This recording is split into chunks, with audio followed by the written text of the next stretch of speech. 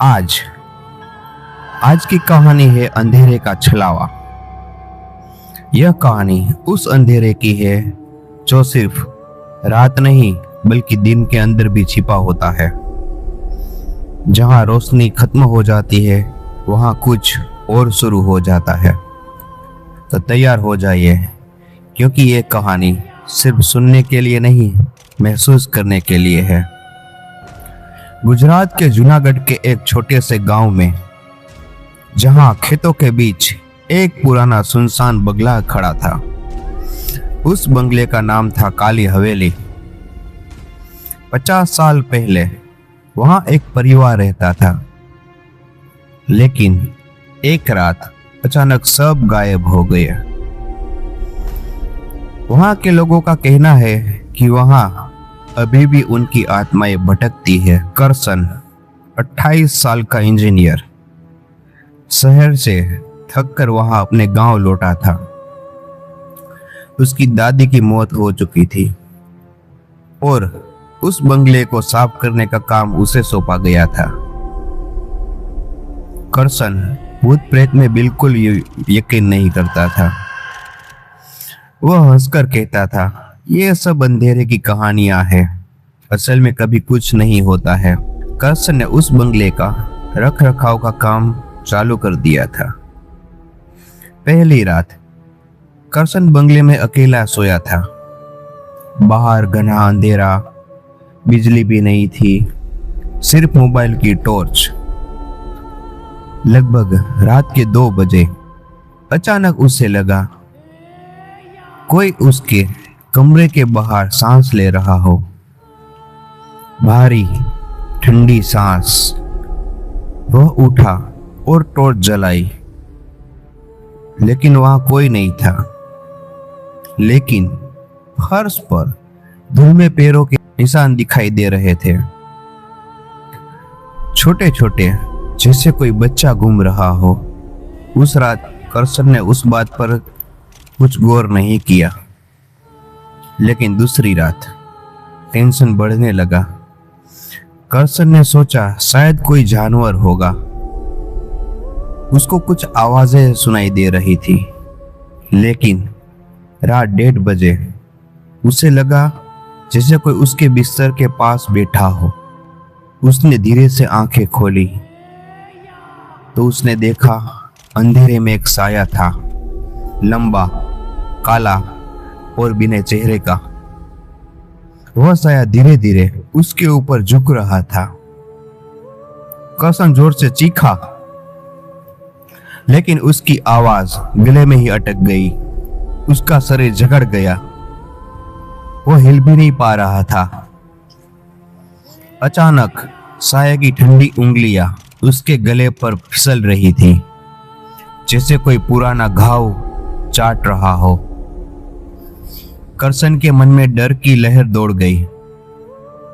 वह याद करने लगा, बचपन में उसकी दादी कहती थी, बेटा, अंधेरा सिर्फ रोशनी की कमी नहीं, अंधेरा एक जीवित चीज है। इसमें भटकती आत्माएं रहती है जो जिंदा लोगों को मार डालती है। उस रात ऐसे वैसे करके करसन की रात निकल गई। वो थोड़ा बहुत सोचने लगा और डर भी रहा था कि ये क्या हो रहा है। जब तीसरी रात, सबसे भयानक रात होने वाली थी, करसन बंगले में घूम रहा था। पुरानी अलमारियां खोली तो उसके अंदर से एक पुरानी तस्वीर गिरी। उसमें एक औरत थी, आंखें खाली, मुंह खुला, और तस्वीर के पीछे पलट कर देखा तो लिखा था, मुझे छोड़कर मत जाना। करसन सोचने लगा ये क्या है, लेकिन रात के 12 बजे पूरे बंगले में रोने की आवाज गूंजी। बच्चे का रोना, औरत का हंसना और कोई फुसफुसाहट, आ आ हमारे साथ खेल। करसन यह सुनकर भागा, लेकिन दरवाजा अचानक बंद हो गया। लाइट की स्विच दबाई, मोबाइल की टॉर्च की, लेकिन कुछ चल नहीं रहा था। अंधेरा और गहरा हो गया। अब वहां साया सामने ही था। अब उसके पास चेहरा था, सड़ता हुआ, आंखें लाल, दांत बाहर, और वह कह रहा था, तुम हमारे घर में आए हो, अब तुम भी हमारे जैसे ही हो। करसन की सांस रुक गई। उसका शरीर ठंडा पड़ने लगा। उसने महसूस किया जैसे उसकी आत्मा शरीर से अलग हो रही हो। अंधेरे की वास्तविकता यही है दोस्तों, जब रोशनी जाती है तो डर जिंदा हो जाता है। वह डर जो अंदर से खाते हैं, जो आपको अकेला महसूस कराता है, भले ही आप हजारों लोगों के बीच रहे हो। करसन घुटनों पर गिर पड़ा। उसकी आंखों में आंसू थे। पहली बार उसने याद किया कि बचपन में उसकी दादी ने कई बार सिखाया था और कहा था, कभी भी अगर कहीं संकट में पड़ जाओ तो एक बार हनुमान जी का नाम जरूर लेना। करसन आंखें बंद करके हाथ जोड़ के मन में बोलने लगा, जय हनुमान ज्ञान गुण सागर, जय कपीसति लोक उजागर। उसकी आवाज कांप रही थी, लेकिन वो बोलता गया। आगे बोला, भूत पिशाच निकट नहीं आवे, महावीर जब नाम सुनावे। जैसे ही ये लाइन आई, साया पीछे हटने लगा। उसकी लाल आंखें सिकुड़ गई। वह चीखा, एक भयानक चीज जो पूरे बंगले में गूंज गई। दीवारें हिलने लगी।